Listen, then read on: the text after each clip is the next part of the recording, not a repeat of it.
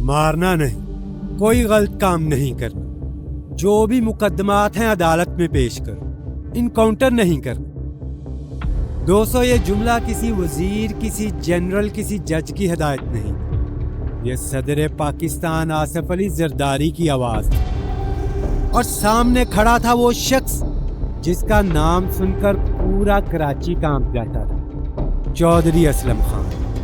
لیکن اصل جھٹکا وہ نام تھا جس نے اس حکم کو جنم دی، رحمان ڈکیت، کراچی انڈر ورلڈ کا بادشاہ۔ لیکن ایک لمحہ ٹھہرے، ایسا کیا خاص تھا اس مجرم میں کہ صدر پاکستان کو خود مداخلت کرنا تھا؟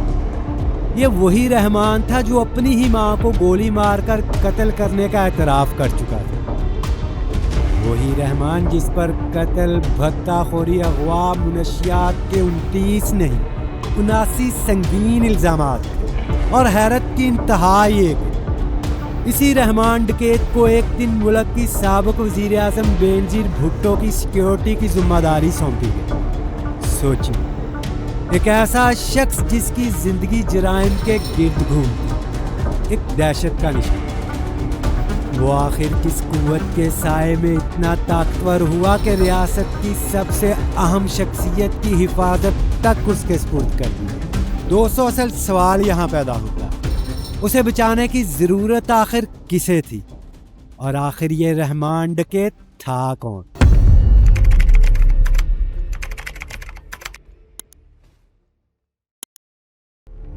دوستو، کہانی کو سمجھنے کے لیے ہمیں واپس جانا ہوگا اس لیاری کی طرف جہاں تنگ گلیوں میں غربت، طاقت، نفرت اور جرم چاروں ایک ہی سانس میں پلتے تھے۔ یہ 1976 تھا۔ لیاری کے علاقے کلاکوٹ میں واقع دادل ہاؤس کے اندر ایک بچہ پیدا ہوتا ہے، عبد الرحمان۔ ایران کے صوبے سیستان سے آئے بلوچ خاندان کا یہ بچہ دیکھنے میں عام سا تھا، لیکن وقت نے اسے خطرناک کردار میں بدل دیا جسے دنیا آج رحمان ڈکیت کے نام سے جانتی ہے۔ رحمان کا خاندانی پس منظر بظاہر فلاحی دکھتا تھا۔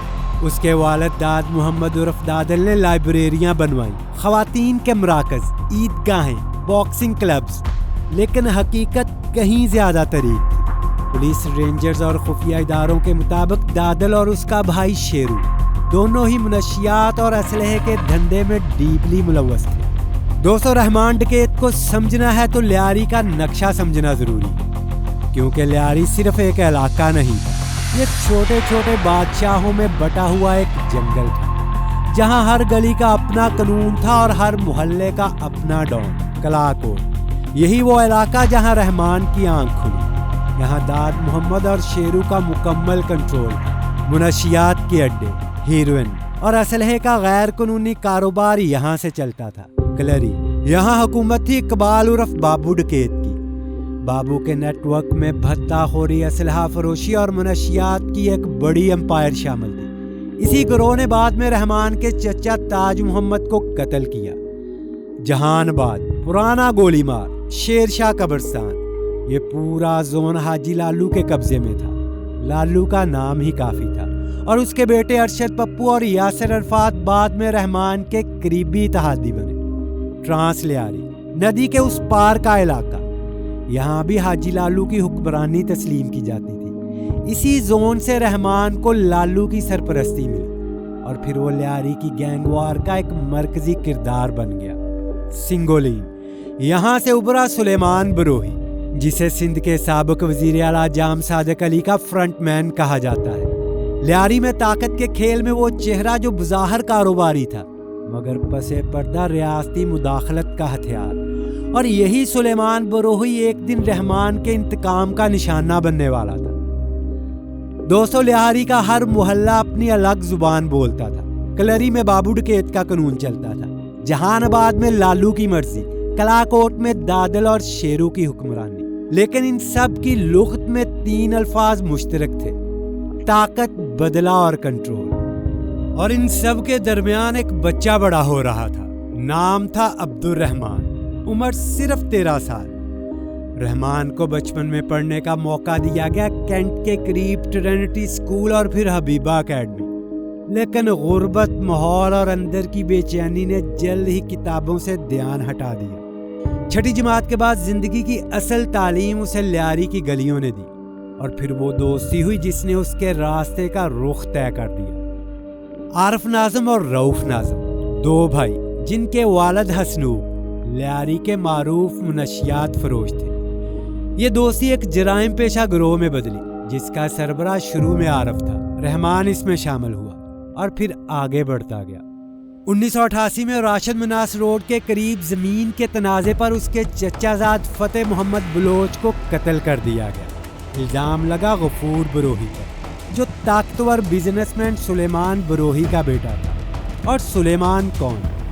سابق وزیر اعلیٰ جام صادق علی کا فرنٹ مین، بزنس پارٹنر اور لیاری میں ریاستی مداخلت کا چہرہ۔ یہ قتل رحمان کے دل میں پہلا بدلہ بن کر بیٹھ گیا۔ پھر 6 نومبر 1989 آیا۔ صرف 13 سال کی عمر میں پٹاخہ پھوڑنے سے منع کرنے پر رحمان نے محمد بخش کو چھری مار دی۔ پولیس نے بچہ سمجھ کر چھوڑ دیا، مگر جرم کے دروازے اب کھل چکے تھے۔ لیکن اگلا قدم کہیں زیادہ خطرناک تھا۔ 1992 منشیات کے دھندے میں جھگڑا ہوا ندیم امین اور ننو نامی دو سپلائر سے۔ ندیم امین پر پہلے ہی 30 مقدمات تھے۔ رحمان اور اس کے ساتھی عارف ناظم نے دونوں کو گولیوں مار کر قتل کر دیا۔ یہ تھا رحمان کا پہلا باقاعدہ قتل۔ اب وہ قاتل تھا اور مفرور بھی۔ اسی دوران بابو ڈکیت کے ہاتھوں رحمان کے چچا تاج محمد کا قتل ہوا۔ لالو نے اس لمحے کو کیش کیا۔ بابو کا دشمن اب لالو کا ہتھیار بن چکا تھا، رحمان ڈکیت۔ 1993 سے رحمان اور بابو کی جھڑپیں شروع ہوئی۔ رحمان نے عارف اور شفیع کے ساتھ مل کر بابو پر حملہ کیا۔ بابو ڈکیت رحمان کے بھائی شریف کی گولی سے زخمی ہوا۔ یہ وہ لمحہ تھا جب بابو ورسز رحمان کی جنگ شروع ہوئی۔ 18 فروری 1995 کو پاک پائپ ملز کی ایک خالی عمارت میں پولیس نے چھاپا مارا۔ رحمان، عارف اور دو ساتھی وہاں موجود تھے۔ فائرنگ ہوئی اور عارف مارا گیا، مگر رحمان ایک بار پھر بچ نکلا، دیوار پھلانگ کر، پولیس کو چکما دے کر۔ چند ماہ بعد وہ واقعہ پیش آیا جو رحمان کو مکمل طور پر بدل کر رکھ گیا۔ 18 مئی 1995 کو اس نے اپنی ماں خدیجہ بی بی کو گولی مار کر قتل کر دیا۔ وجہ سرکاری ریکارڈز کے مطابق رحمان کو شک تھا کہ وہ پولیس کی مخبر بن چکی تھی، مگر کچھ ذرائع کے مطابق ماں کا دشمن گروہ سے تعلق اس کے لیے ناقابل برداشت تھا۔ اسی سال جب پولیس ریکارڈ میں اس کا نام قتل، منشیات اور اسلحے کے کیسز میں سب سے اوپر آ رہا تھا، رینجرز نے بلاخر گولی مار سے رحمان اور اس کے قریبی ساتھیوں کو گرفتار کر لیا۔ الزامات سنگین تھے، ناجائز اسلحہ، منشیات اور دہشت پھیلانے کے الزامات، مگر جیل میں جانے کا مطلب سزا نہیں تھا۔ بی کلاس میں قیدی بن کر رہا۔ رحمان وہاں بھی بادشاہوں والی زندگی گزار رہا۔ پھر آیا 10 جون 1997۔ رحمان کو کراچی سینٹرل جیل سے عدالت میں پیشی کے لیے سٹی کورٹ لایا گیا۔ نگرانی پر مامور تھے ASI انتظار حسین اور کانسٹیبل نثار احمد۔ رحمان نے چلاکی سے دونوں اہلکاروں کو چکما دیا اور چند لمحوں میں غائب ہو کر بلوچستان کے علاقے حب جا پہنچا۔ مگر یہ فرار صرف جان بچانے کا حربہ نہیں تھا، یہ ایک نئی شروعات تھی۔ حب میں مفروری کے دوران رحمان کی زندگی کا نیا چیپٹر کھلتا ہے، اور یہ چیپٹر صرف جرم کا نہیں تھا، دولت، سیاست اور اثر رسوخ کا تھا۔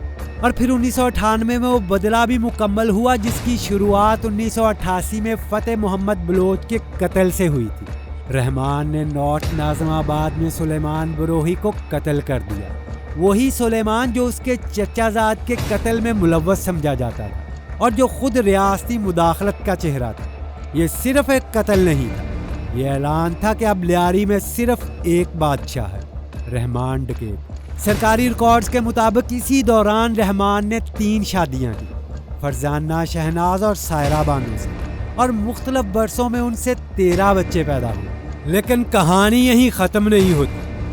2006 تک رحمان صرف لیاری کا ڈان نہیں رہا، وہ کراچی اور بلوچستان کے علاقوں میں 34 دکانوں، 33 گھروں، 12 پلاٹس اور 150 ایکڑ زرعی زمین کا مالک بن چکا تھا۔ کچھ جائیدادیں ایران میں بھی خریدی اور دیگر दिग्गज राय के मुताबिक 2006 के बाद ये एम्पायर और भी वसी हो चुका है। हब में उसकी सरगर्मियां जारी रही। रहमान कई बार कराची भी वापस आया, मुनशियात के नेटवर्क्स को मुनज़्ज़म करता रहा और सबसे हैरान कुन बात, उसके ताल्लुकात अब सिर्फ गैंगस्टर तक महदूद नहीं रहे। रहमान के रुआबत आला पुलिस अफसरान, खुफिया इदारों और बलोच कौम परस्त तंजीमों तक पहुँच चुके थे। उनमें बलोचिस्तान के एक साबिक वज़ीर आला का दमाद, पाकिस्तान मुस्लिम लीग काफ के एक अहम रहनुमा और यहाँ तक कि कलदम बलोच लिबरेशन आर्मी के अरकान तक शामिल थे। रहमान ने तफ्शीश में खुद बताया कि हब में पुलिस की इजाज़त से उसने जुए का अड्डा खोला और अफीनो चर्च का कारोबार ऊपर वालों की मुआवनत से किया। एसपी फयाज खान के मुताबिक इसी दौरान रहमान और हाजी लालू ने मुनशियात व असलहे के धंधे को इंतहा तक पहुंचा दिया। यह तल्लक इतना गहरा हो चुका था कि लालू के बेटे यासिर अरफात और रहमान दोनों ने गोली मार के सेठ यूसुफ की बेटियों से शादी की। यानी ये सिर्फ दो गैंग्स का इत्तेहाद नहीं था, ये जुर्म और खून का खानदानी रिश्ता बन चुका था। मगर यहाँ दौलत बढ़ती है, वहाँ हसद भी जन्म लेता है। धंधा फैलता गया, पैसा आया और फिर शुरू हुई खींचातानी। रहमान को अंदाजा हुआ कि लालू के ज़ेरे असर रहकर वो कभी अपना मुकम्मल राज कायम नहीं कर सकता। रफ्ता रफ्ता दरारें पड़ने लगी और बिलाखिर रहमान और लालू के दरमियान वो खुफिया जंग शुरू हुई जिसे दुनिया ने बाद में लियारी गैंग वार के नाम से पहचाना। ये कहानी दरअसल 2001 से शुरू होती है। ये वो साल था जब रहमान और हाजी लालू के दरमियान बरसों पुरानी कशीदगी खुले तसादुम में बदल गई। तफ्शीशी रिकॉर्ड के मुताबिक जब रहमान लालू ग्रुप के साथ था तो वो चाकवेड़ा की सिंगोलीन में वाक़े झटपट मार्केट के करीब एक मसरूफ बस अड्डे से बाकायदगी से भत्ता लेते थे। ये वो अड्डा था जहां से ठट्ठा और बलूचिस्तान जाने वाली पब्लिक ट्रांसपोर्ट चलती थी, गैंग के लिए मुसलसल आमदनी का जरिया। 2001 तक इस अड्डे की यूनियन का सदर अरशद पप्पू का करीबी साथी महरान था, लेकिन 2002 में रहमान ने अपना असर रसूख इस्तेमाल करते हुए महरान को हटा दिया और अपना बंदा लगा दिया। ये कदम अरशद पप्पू के लिए खुली जंग का ऐलान था। पप्पू ने महरान को वापस लाने की कोशिश की मगर रहमान ने सख्ती से इनकार कर दिया। यही इनकार ज़ाती दुश्मनी में बदल गया। इसी साल पप्पू ने रहमान के करीबी साथी और रिश्तेदार फैज़ मोहम्मद उर्फ फैज़ू को अगवा करके कत्ल कर दिया।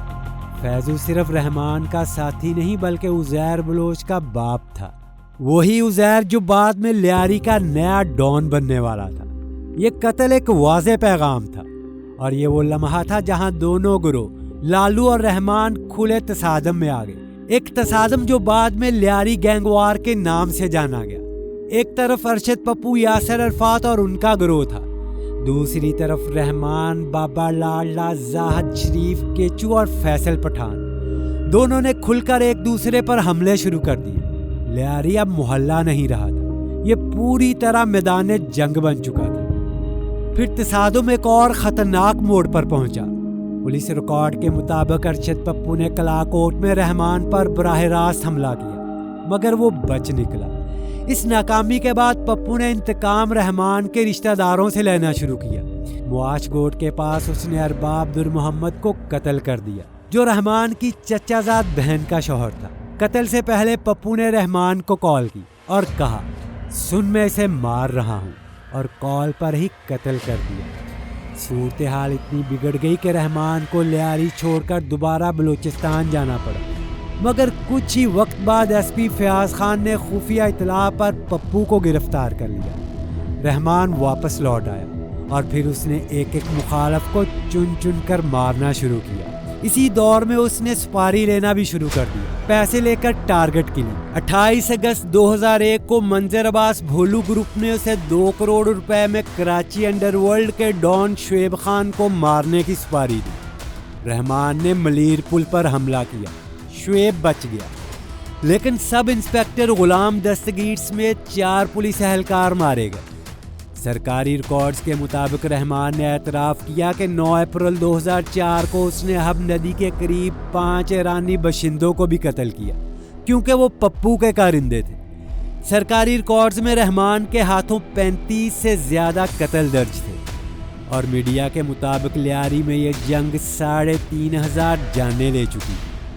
اسی دوران کراچی کی سیاست بھی بدل رہی تھی. مشرف کا قبضہ، MQM اتحادی اور نواز شریف جلا وطن. یہی وہ لمحہ تھا جب بلوچ علیحدگی پسندوں نے رحمان سے رابطہ کیا. ان میں سے ایک نوجوان زاہد نے کہا، صرف لیاری کیوں، پورے شہر پر حکومت کرو. یہ بات سیدھی رحمان کے دماغ میں جا لگی. رحمان نے لیاری سے نکل کر ملیر، گلستان جوہر، ہربنس روڈ، جمشید ٹاؤن، گولی مار تک پھیلاؤ شروع کر دیا. اور پھر اس نے اپنا نیا چہرہ سامنے لایا، پیپلز امن کمیٹی. یہ تنظیم بظاہر فلاحی تھی لیکن حقیقت میں گینگ کا سیاسی ورژن تھی. MQM کی طرز پر یونٹس، دفاتر، سیکٹرز ذمہ داران بنے. بھتہ صرف لیاری سے نہیں، پورے شہر سے لیا جانے لگا. NATO supply, fisheries, markets, containers, مزدور یونینز، سب پر کنٹرول. رحمان اب گینگسٹر نہیں، ایک پاور سینٹر تھا. جب موت کا کھیل حد سے بڑھا تو چند بااثر شخصیات نے مداخلت کی کوشش کی. بلوچ اتحاد تحریک کے انور بھائی جان، صحافی سعید سربازی، محقق عزیز سنگور اور پیپلز پارٹی کے رہنما نبیل گبول نے پیغام بھجوایا آصف زرداری کو، جو اس وقت ڈاکٹر عاصم کے ہاسپٹل میں زیر علاج تھے. ملاقات میں زرداری نے پہلی بار کہا کہ یہ جنگ انسانی اور سیاسی دونوں لحاظ سے نقصان دہ ہے، اسے روکنا ہوگا. اتفاق سے حاجی لالو بھی انہی دنوں جیل میں تھا. زرداری کے قریبی شخص پالاری نے تجویز دی کہ لالو کو سمجھایا جا سکتا ہے، لیکن سوال یہ تھا رحمان کی گارنٹی کون دے گا؟ قوم پرست رہنما پیچھے ہٹ گئے. اب صرف ایک نام بچا تھا، انور بھائی جان. لیاری میں اثر، روب اور تعلقات سب کچھ تھا. انہوں نے ثالثی کا بیڑا اٹھایا. لیکن 8 جنوری 2005 کو ایک جنازے سے واپس آتے ہوئے میوہ شاہ کے قریب رحمان نے انہیں قتل کر دیا. یہ صرف ایک آدمی کا قتل نہیں تھا، یہ امن کی آخری امید کا قتل تھا. زرداری نے دو ٹوک کہہ دیا، جو سالس کو مار دے اس سے بات نہیں ہو سکتی. اور یوں پہلی بار پیپلز پارٹی کے اندر رحمان کے خلاف واضح ناراضی پیدا ہوئی. پھر آیا 18 اکتوبر 2007، کارساز کراچی. بینظیر بھٹو جلا وطنی ختم کر کے وطن لوٹے. ان کے قافلے پر خود کش حملے ہوئے، 140 سے زائد افراد مارے. افراتفری کے اس عالم میں ایک شخص ان تک پہنچا، رحمان ڈکیت، ایک مفرور قاتل اور گینگوار کا سردار، جو بینظیر کو خون میں ڈوبے کارساز سے نکال کر بحفاظت بلاول ہاؤس لے گیا. یہ وہ لمحہ تھا جب رحمان کا اثر واضح ہو چکا تھا، نہ صرف سڑکوں پر بلکہ سیاسی ایوانوں تک. رحمان اس سطح پر پہنچ چکا تھا کہ پیپلز پارٹی کو اپنے ہی گڑھ لیاری میں الیکشن ہارنے پڑے اور وہی امیدوار جیتے جنہیں رحمان کی حمایت حاصل تھی. اسی دوران ذوالفقار مرزا کی مداخلت نے لیاری میں سیاست کو مزید الجھا دیا. نبیل گبول جیسے رہنماؤں کو علاقے سے باہر نکال دیا گیا. اہلیان لیاری کے مطابق اس دور میں پیپلز پارٹی کو پہلی بار اندازہ ہوا کہ رحمان اگر موجود ہوا تو لیاری ہمارا سیاسی قلعہ نہیں رہے گا. اسی لیے پارٹی کے اندر ہی رحمان سے جان چھڑانے کی سوچ پیدا ہونے لگی. اور یہی وہ فاصلہ تھا جس نے ریاستی اداروں کو رحمان کے خلاف کارروائی کا موقع دیا. پیپلز پارٹی سے دوری، MQM کا دباؤ، ریاستی اداروں کی چبھتی نظر. اگست 2009 میں رحمان کو احساس ہو چکا تھا کہ گھیرا تنگ ہو گیا. اس نے ساتھیوں کو حکم دیا، حرکت کم رکھو، گاڑی نہیں، صرف موٹر سائیکل. لیکن تب تک دیر ہو چکی.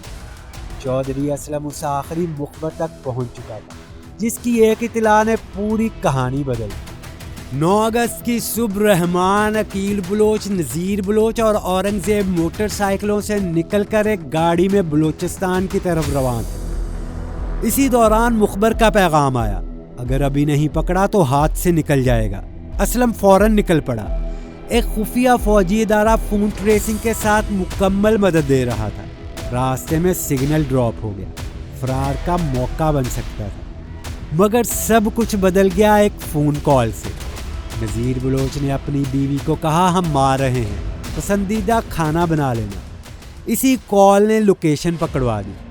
خفیہ ادارے نے اسلم کو اطلاع دی اور 0 پوائنٹ پر گھات لگا لی گئی، وہی وائے شکل کا چوراہا جہاں سے کوئی بچ کر نہیں نکلتا۔ سیاہ ٹویوٹا آتی دکھائی دی، رحمان کو گاڑی سے اتارا گیا، جعلی شناختی کارڈ دیا، نام شعیب۔ یہ کارڈ گاڑی میں بیٹھے کرنل صاحب کو دکھاؤ۔ دروازہ کھلا اور سامنے تھا چودھری اسلم۔ ایک لمحہ، ایک نظر، اور پیچھے کھڑے ملک عادل نے اسے دھکا دے کر گاڑی میں دھکیل دیا۔ رحمان بیچ میں، ایک طرف اسلم، دوسری طرف عادل۔ رحمان نے سرگوشی کی، بات ہو سکتی ہے۔ اسلم نے بس اتنا کہا، اب دیر ہو چکی ہے۔ کچھ ذرائع کہتے ہیں 5 کروڑ روپے مانگے گئے، کچھ دعویٰ کرتے ہیں پیسے آئے بھی، مگر کہاں گئے کسی کو آج تک نہیں پتا۔ رات کے اندھیرے میں قافلہ سٹیل ٹاؤن سے ناردرن بائی پاس اور پھر لنک روڈ کی طرف بڑھا۔ صبح اخبارات نے خبر دی، رحمان ڈکیت پولیس مقابلے میں ہلاک۔ لیکن حقیقت میں سوال آج بھی وہیں کھڑے ہیں، یہ واقعی مقابلہ تھا یا پہلے سے طے شدہ فائنل ایکشن؟ رقم کس نے لی؟ کس کے حکم پر یہ آپریشن ہوا؟ اور کیوں اس وقت جب رحمان، ریاست اور سیاست تینوں کا رشتہ ٹوٹ چکا تھا؟ رحمان مر گیا، مگر اس کی موت نے لیاری میں ایک نیا دور کھول دیا، عزیر بلوچ کا دور۔ اور وہ کیسے شروع ہوا، یہ سب جانیں گے نیکسٹ ویڈیو میں۔